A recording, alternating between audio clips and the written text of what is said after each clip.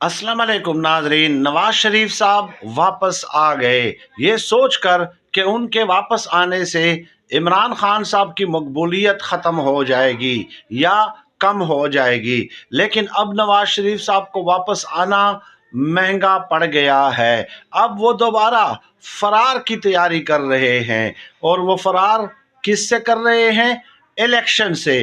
क्योंकि तमाम सर्वेज ये बात बताते हैं कि अगर 8 फरवरी को इलेक्शन हुए तो इमरान खान साहब की अक्सरियत के साथ जीत यकीनी है। चुनाचे आप देख लें कि वकला की दो जो बड़ी तंजीमें हैं, उन्होंने चीफ इलेक्शन कमिश्नर से इस्तीफ़ा देने का मुतालबा किया है। अब ये मुतालबा क्यों किया है? क्योंकि चीफ इलेक्शन कमिश्नर मुस्ताफ़ी होंगे, नया इलेक्शन कमिश्नर लगने में कई माह लग सकते हैं और इलेक्शन ताख़ीर का शिकार हो जाएंगे। तो नवाज शरीफ साहब भागने की तैयारी में हैं इलेक्शन से।